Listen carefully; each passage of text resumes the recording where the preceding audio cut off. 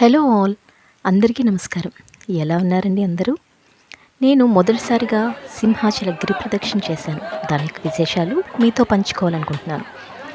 ముందుగా సింహాచలం చేరుకున్న తర్వాత తొలి పావాంచ అంటే మెట్ల మార్గం దగ్గర ఉన్నటువంటి మొట్టమొదటి ప్రదేశం. అక్కడ ముందుగా గిరి ప్రదక్షిణ చేసేవాళ్ళు కొబ్బరికాయ కొట్టాలంటండి.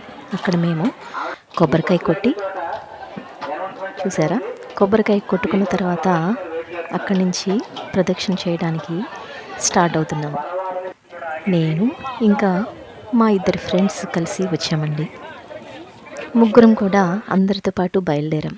చూశారుగా ఎంతమంది ఉన్నారో, ఇసుకేస్తే రాలడంతగా ఉన్నారు జనాలు.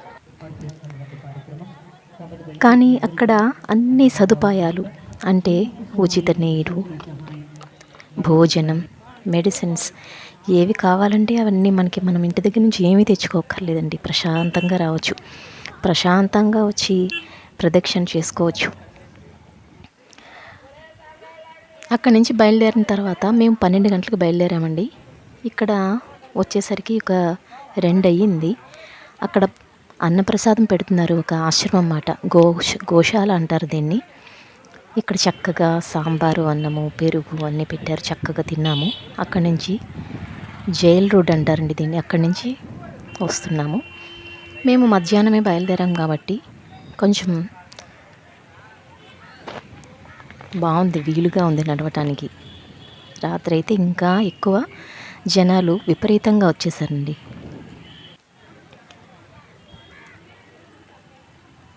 ఇలా నడుస్తూ ఉన్నాం. అసలు యాక్చువల్గా ఏంటంటే సింహగిరి ప్రదక్షిణ చేసే ముందుగా ఇదిగోండి హనుమంతవాకు వచ్చేసాం.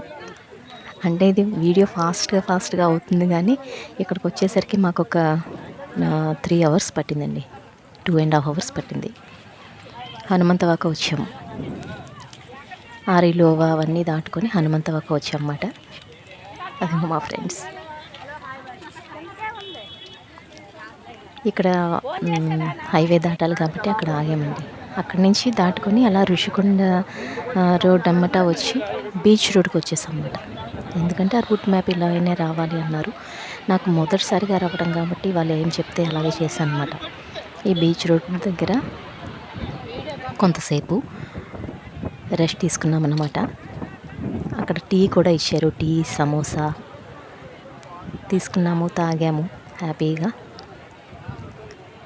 కొంతసేపు బీచ్ దగ్గర వాతావరణాన్ని, గాలిని ఆహ్లాదంగా ఎంజాయ్ చేసాము. మళ్ళీ స్టార్ట్ చేసామన్నమాట. ఎంతోమంది భక్తులు ఎక్కడి నుంచో వచ్చారండి. మీ బీచ్ దగ్గర నుంచి లుంబిని పార్క్లో మేము ఫోటో అనేది దిగాము.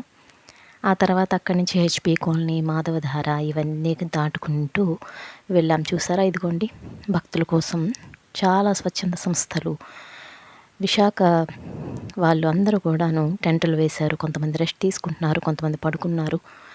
చాలామంది ఇలా తప్పిపోకుండా చున్నీలు చూడండి ఇలా కట్టుకొని ఒకరిని పట్టుకొని ఒకరు వెళ్తున్నారండి. ఫస్ట్ ఏంటో నాకు అర్థం అవ్వలేదండి, తర్వాత చెప్పారు. దారి తప్పిపోకుండా ఇలా పట్టుకొని వెళ్తే చక్కగా దారి తప్పిపోకుండా వెళ్తామని.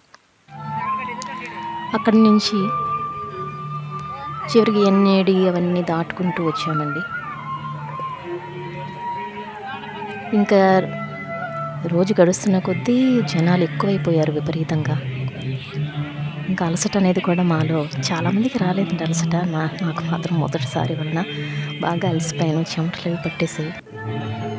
ఇదిగోండి ఇక్కడ ఆ సింహాచలేశ్వరుడి స్వరూపాలని అక్కడక్కడ పెట్టారండి. పిల్లలు అందరూ కూడా చక్కగా భక్తి ప్రపత్తులతో పూజిస్తూ ఫోటోలు కూడా ఎప్పటికీ జ్ఞాపకం ఉండేటట్లు ఫొటోస్ కూడా తీసుకుంటున్నారండి.